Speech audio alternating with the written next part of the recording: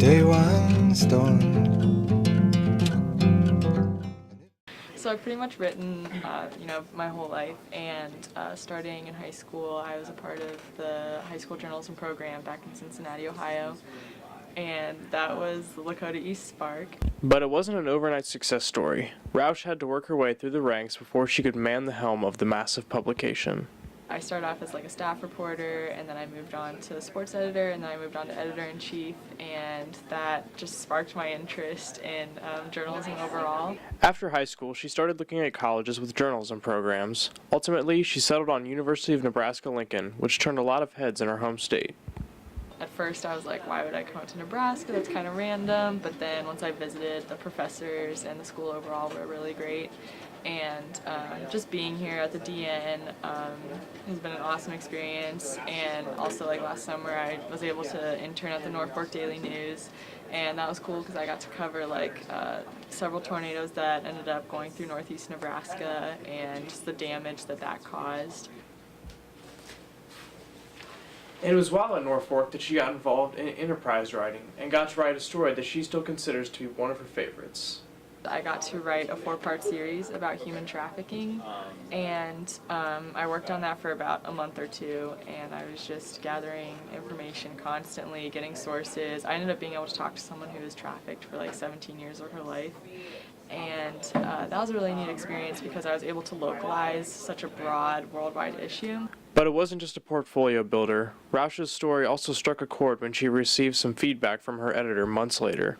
It was really neat because after the series was published, my editor sent me a bunch of copies, and in it he left a letter, and the letter said that a woman came in asking to speak with me, and I wasn't there because my internship had ended, and so she talked to Ken, and she was just crying and distraught, and she said that she didn't know where to go until she read my stories, and that she really wanted to turn her life around. And so immediately she was able to contact someone who could help her and turn her life around. So just being able to see the impact that I made on just one person's life from stories I wrote was really cool for me.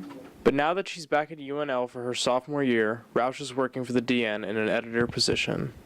I'm the senior sports editor at the Daily Nebraskan, and that pretty much entails that I run the sports section. So I have 2 co-editors, Eric and Josh, and they help me to edit on a nightly basis, and I work with the writers to help them improve their writing.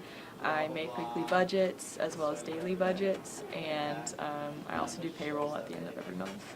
For Rausch, the DN is always full of surprises, some good, some bad. But at the end of the day, she always values the personal aspect the organization provides. There's the hard parts, but I also just overall really like the people who work here. I love my co-editors. I also love the editors of the other sections. And working with writers is really fun to see them improve just from the beginning of the year to now. The writers' sourcing as well as their overall writing is getting a lot better, and that's cool to be able to help them improve.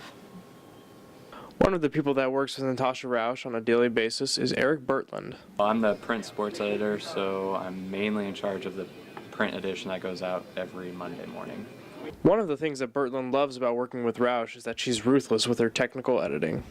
She is really good with grammatical stuff, and she can catch that. Her copies are usually clean once they're edited. But when Rausch isn't hounding writers with deadlines and AP style, she's looking into internships to jumpstart a career for which she has a very simple goal. Get a job.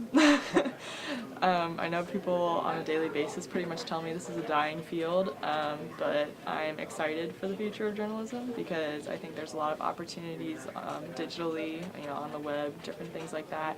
So I think it'd be cool to be a reporter for the Boston Globe or the New York Times or the Washington Post, and maybe someday editor, but I don't know. We'll see where it goes.